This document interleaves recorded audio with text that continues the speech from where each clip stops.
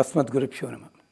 మన తెలుగు వాళ్ళందరికీ ఒక విచిత్రమైన పద్ధతి ఏమిటి అంటే, ఏ శాస్త్రాన్ని ఎప్పుడు ఎలా గౌరవిస్తారు, ఏ శాస్త్రం మీద మోజు ఎప్పుడు ఎలా పెంచుకుంటారో మనకి తెలియదు.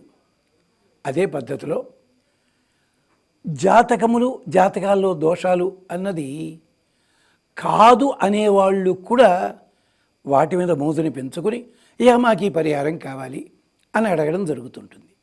ఒక్కొక్కసారి అలా అడిగేటప్పుడు వాళ్ళు పుట్టిన తేదీ కానీ, లేదా నక్షత్రము కానీ, లేదు సరి అయిన సమయం ఇలాంటివి తెలియక ఉన్నప్పుడు రకరకాల మార్గాల్లో జాతకం చెప్పించుకోవడం చేస్తుంటారు.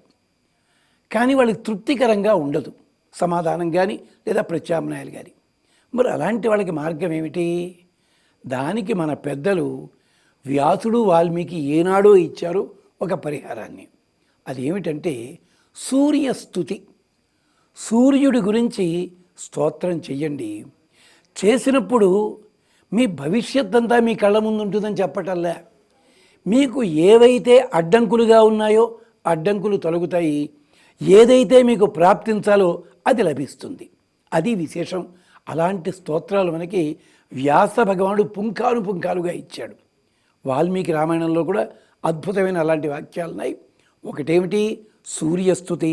నక్షత్రగ్రహ తారాణామధిపో విశ్వభావన తేజసామపి తేజస్వి ద్వాదశాత్మన్ నమోస్తుతే. ఏ గ్రహము ఎక్కడుందో తెలియదు కానీ మనకి ఈ గ్రహములన్నీ కూడా ఎవరి మీద ఆధారపడి ఉంటాయి? సూర్యగమనం మీద కదా.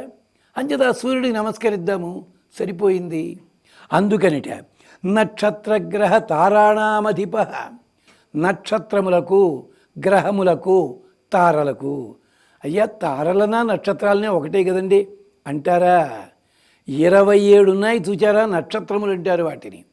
అంటే ఏమిటి? పగటిపూట ఆకాశంలో కనిపించకపోయినా మన ప్రభావితం చేసేవి. తారలు అంటే లెక్కకు మిక్కిలిగా ఉన్నవన్నమాట, రాత్రిపూటే కనిపిస్తాయి. నక్షత్రగ్రహ తారాణామధిపో విశ్వభావన. విశ్వమే తన భావనగా కలిగినవాడు, విశ్వమును దర్శింపజేసేవాడు సూర్యభగవానుడు. తేజసామపి తేజస్వి. తేజస్సు కలిగిన వస్తువు ఉంది అంటే ఆ తేజస్సు కూడా ఇక్కడి నుంచే వచ్చింది. తేజసామపి తేజస్వి ద్వాదశాత్మన్ నమోస్తుతే. 12 రూపాలలో ద్వాదశ ఆదిత్యులు అంటారు. అంటే ఒక్కొక్క నెలలో ఒక్కొక్క నామం ఉంటుంది సూర్యభగవానునికి. ఆ రూపంగా తాను ప్రసరిస్తూ ఉంటాడు కాంతినంతా కూడా. ద్వాదశాత్మన్ నమోస్తుతే. నక్షత్రగ్రహ తారాణామధిపో విశ్వభావన తేజసామపి తేజస్వి ద్వాదశాత్మన్ నమోస్తుతే. ఆదిత్య హృదయంలోది. అంచేత ఈ శ్లోకాన్ని మీరు తప్పనిసరిగా 51 సార్లు చదవండి. వీలు చేసుకునే అయితే ఆదివారాలు 108కి తక్కువ కాకుండా చదవండి.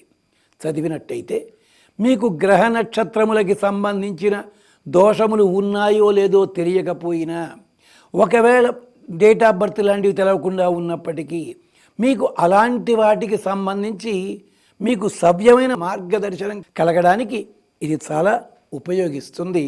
సూర్య భగవాన్ని ప్రార్థించండి. ఆదివారం అయితే 108కి తక్కువ కాకుండా. మిగిలిన రోజులు 51 సార్లు చదవండి.